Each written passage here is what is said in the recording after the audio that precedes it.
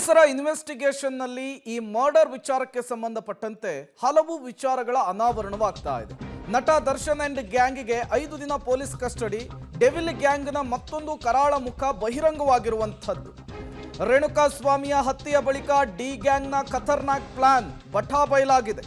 ಮೃತದೇಹವನ್ನ ಸಾಗಿಸಿದಂತಹ ಕಾರ್ನ ಚಿತ್ರಣವನ್ನೇ ಈ ಗ್ಯಾಂಗ್ ಬದಲಾಯಿಸಿತ್ತು ಅನ್ನುವಂತಹ ವಿಚಾರ. ಸ್ಕಾರ್ಪಿಯೋ ಕಾರಿನ ಮೇಲಿನ ಚಾಲೆಂಜಿಂಗ್ ಸ್ಟಾರ್ ಚಿತ್ರವನ್ನ ತೆರವು ಮಾಡಿದ್ರು. ಗುರುತು ಸಿಗದಂತೆ ಕಾರಿನ ಚಿತ್ರವನ್ನ ಬದಲಿಸಿದ್ರು ಆರೋಪಿಗಳು ಅನ್ನುವಂಥದ್ದು.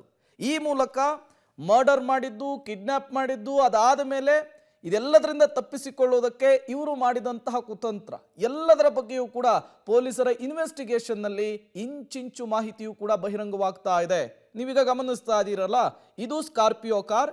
ಇದೇ ಸ್ಕಾರ್ಪಿಯೋ ಕಾರ್ನಲ್ಲಿ ರೇಣುಕಾಸ್ವಾಮಿಯ ಮೃತದೇಹವನ್ನ ಶಿಫ್ಟ್ ಮಾಡುವಂತಹ ಕೆಲಸ ಆಗಿತ್ತು. ಸಿಸಿ ಕ್ಯಾಮೆರಾದಲ್ಲಿ ಈ ಕಾರ್ನ ಚಲನವಲನ ಸರಿಯಾಗಿರುತ್ತೆ ಅನ್ನೋದು ಡಿ ಗ್ಯಾಂಗ್ನ ಸದಸ್ಯರಿಗೂ ಕೂಡ ಗೊತ್ತಾಗಿತ್ತು.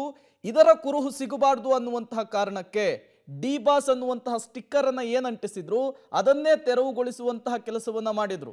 ಇವರು ಚಾಪೆ ಕೆಳಗೆ ನುಗ್ಗಿದ್ರೆ ಪೊಲೀಸರು ರಂಗೋಲಿ ಕೆಳಗೆ ನುಗ್ಗಿ ಇವರ ಪ್ಲಾನ್ ಅನ್ನ, ಇವರು ಮಾಡಿದಂತಹ ಐಡಿಯಾವನ್ನ ಬಹಿರಂಗಗೊಳಿಸಿದ್ದಾರೆ. ನೀವು ಕೂಡ 2 ವಿಜುವಲ್ಸ್ ಅನ್ನ ಸ್ಕ್ರೀನ್ ಮೇಲೆ ಗಮನಿಸ್ತಾ ಇದ್ದೀರಿ. ಹತ್ಯೆಗೂ ಮುನ್ನ ಡಿ ಬಾಸ್ ಅನ್ನುವಂತಹ ಸ್ಟಿಕ್ಕರ್ ಈ ಸ್ಕಾರ್ಪಿಯೋ ಕಾರ್ನಲ್ಲಿ ಕಾಣಿಸ್ತಾ ಇದೆ. ಹತ್ಯೆಯಾದ ನಂತರ ಆ ಡೆಡ್ ಬಾಡಿಯನ್ನು ಶಿಫ್ಟ್ ಮಾಡಿದ ನಂತರ ಡಿ ಬಾಸ್ ಅನ್ನುವಂತಹ ಸ್ಟಿಕ್ಕರ್ ಅನ್ನೇ ತೆಗೆದಿರುವಂತಹ ಸ್ಕಾರ್ಪಿಯೋ ಕಾರ್ನ ವಿಜುವಲ್ಸ್ ಅನ್ನ ಗಮನಿಸ್ತಾ ಇದ್ದೀರಿ. ಇದೆಲ್ಲವೂ ಕೂಡ ಇವರು ಮಾಡಿರೋದಕ್ಕೆ ಕಾರಣ ಈ ಕೇಸ್ನಲ್ಲಿ ನಾವು ತಗಲಾಕೊಳ್ಬಾರ್ದು ಅಂತ ಹೇಳಿ. ಬಟ್ ಪೊಲೀಸರು ಇವರ ಇಂಚಿಂಚು ಮಾಹಿತಿಯನ್ನು ಕೂಡ ಜಾಲಾಡುವಂತಹ ಕೆಲಸವನ್ನು ಮಾಡಿದ್ದಾರೆ. ಇವರು ಮಾಡಿರುವಂತಹ ಖತರ್ನಾಕ್ ಐಡಿಯಾಗಳನ್ನು ಬಹಿರಂಗಪಡಿಸುವಂತಹ ಕೆಲಸವನ್ನು ಮಾಡಿದ್ದಾರೆ.